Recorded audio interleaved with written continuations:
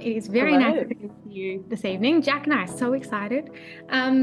We had a bit of a conversation this morning about the things that we want to talk to you about tonight, and we want to make sure that you all feel heard and you all feel seen in our presentation as much as celebrated for the incredible work that you've done that got you into being a GAF scholar. My name's Maddie, and I am based in Melbourne on the lands of Wurundjeri and Bunurong people, and I am very proud to have been a GAF scholar 10 years ago when I was at university, which don't try and guess my age because that makes me feel very, very old. I over the years have run Little Dreamers. I actually started Little Dreamers when I was 16 years old. So 16 years ago this year. And over that time, we have done a lot of amazing things. But one of the best things that we've done has led me to meeting the wonderful Jack that is on the call with us. Thank you. And Jack came into my life in 2020. 2021, just after COVID. Okay, I got really excited and added a year. So in 2021, Jack came in and started in our tutoring program, joined our Big Dreamers leadership program, then was involved in our Young Carer advocacy program, job readiness. We did an employment support program. Job readiness.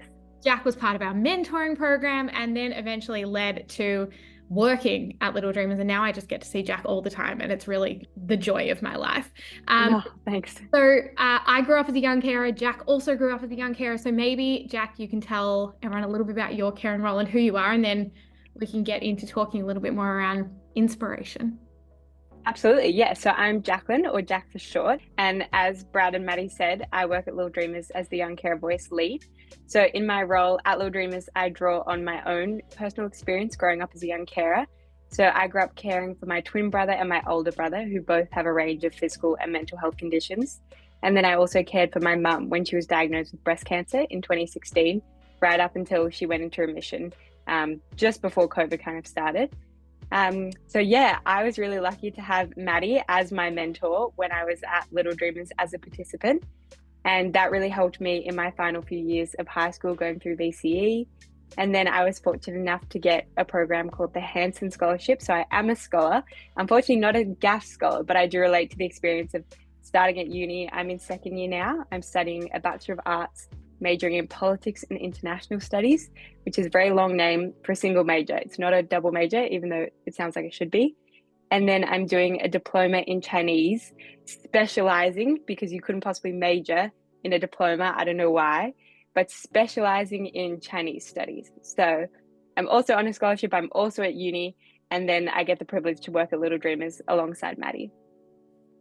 So as you might be able to tell, Jack is a pretty phenomenal young person, and I have learned so much from Jack over my time, but I thought I would reflect a little bit about the journey of Little Dreamers and how kind of we ended up where we are, and all of the people that I've had the opportunity to meet along the last technically 16 years, but a lot longer than that. So if I jump back to when I was 9 years old, was when I first founded an organization called the CareNet Kids Club. It sounds really stupid because when I look at 9-year-olds now, I realize that 9-year-olds are very young and very little. And I was a particularly little 9-year-old. And I used to stand out the front of my house on a corner street selling lemonades and little blue stretchy alien things that we had in our house, all to raise money for the brothers and sisters of sick kids. So I grew up with a very, very sick little brother.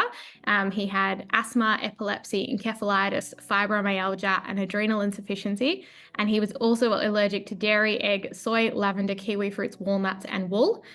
So a lot of things that we had to think about at home and outside of the home. And when I was 9, I turned to my friend and I said, how come nobody cares about me?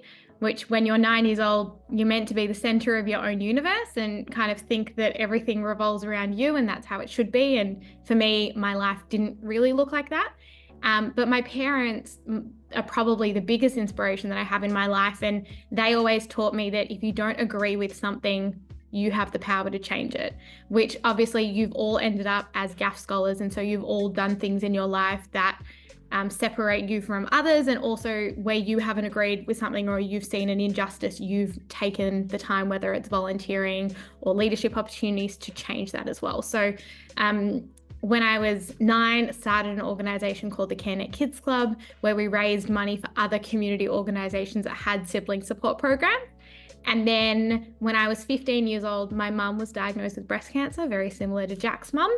And my caring role changed, and I became a very, very angry teenager, which I know I have a very sunny disposition now, but I definitely wasn't like this as a child.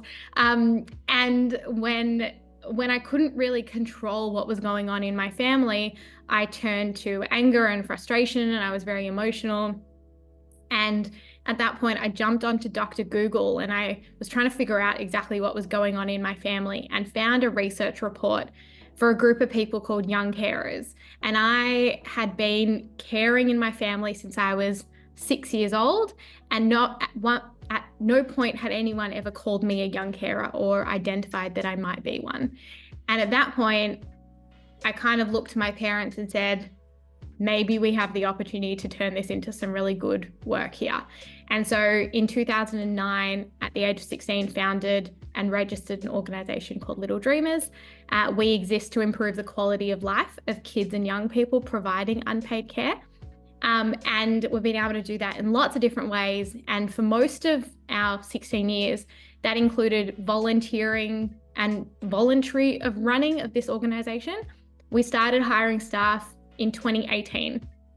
So not very long ago, 6 years ago. And until that, I used to have part-time jobs and run Little Dreamers on the side. And my GAF scholarship that I received in 2014 was amazing because it allowed me to drop down in some of my shifts at work and still be able to buy uni textbooks and pay for opportunities to increase my learning and engage in university, but also run Little Dreamers at the same time. And I'm very grateful for that opportunity, because it was in 2017, not long after my GAF scholarship, that I actually was able to quit my job and jump into Little Dreamers full time. And then we started hiring other staff in 2018. We now have a team of 62 staff across Victoria, New South Wales and Queensland. And we're about a $4 million a year turnover organisation now, which is a lot. And I often get very overwhelmed with knowing how much I want the world to change for young carers still, but remembering to take stock and look back on how far we've come. And we've made political change, legislation change, we've delivered programs. We now deliver about 25,000 hours of programming per year to young carers across the country. And it's something I'm very proud of. And Jack is one of those young carers that has participated in the program. But I'm very grateful that my scholarship that I received in 2014 allowed me to really focus on what was important to me at a time where I had the world at my feet. I was living at home with my parents, so I could afford to take, with the GAF scholarship, I could afford to take the risk of doing more Little Dreamer stuff. Obviously, I now don't live at home and I have a lot of expenses, and I think that if it wasn't for the GAF scholarship when I was younger, I probably now wouldn't take the same risks as I did then, because I have so many more responsibilities and things cost more.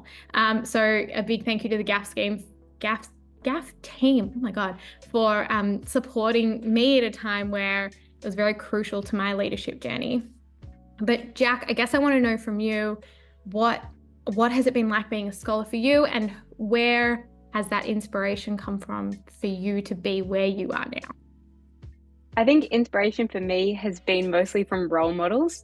So Maddie spoke about not knowing what a young carer was until she was about 15. And that was a really similar experience for me. So Maddie mentioned SIBS programs. So they're usually programs that support the siblings, so brothers or sisters of people with a disability. And as I have two brothers with disabilities, I did grow up as like a SIB, but being a sibling doesn't really encompass a caring role. Like anyone who's a sibling of someone with a disability is technically a sibling. But for me, I had a big caring role, like managing my brother's medications and their sensory needs when we were out in public. In primary school, I went to the same primary school as my twin brother for 2 years. And that was really tricky because if he was ever dysregulated or upset, the teachers would come and get me from my like prep class and take me down to like the playground and be like, oh, Tom's not going back to class. Like, can you help get Tom back to class? So that was when I was like 5, and the teachers who were adults in the situation were relying on me to be the carer for my twin brother. So when Little Dreamers says that they support 4-year-olds up to 25-year-olds, you should think like, what's a 4-year-old doing? But, you know, if the teachers are pulling me out of class at 5, it really is quite a significant impact.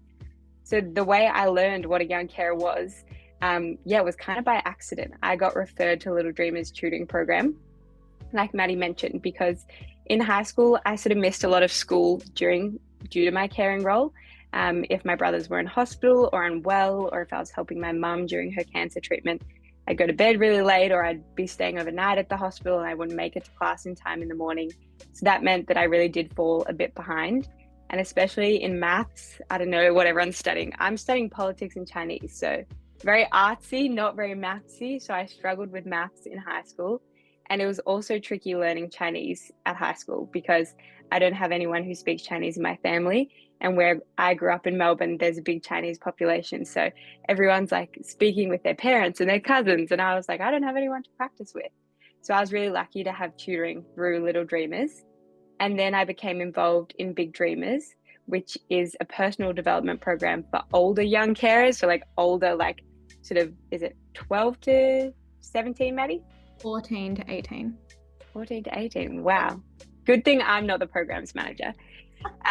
But yeah, that was great for me because it was really about who I was as a person, as a young carer, sort of in my own personal life outside of my caring role. Because as a young carer, you're often sort of categorized and defined by what you do for your family.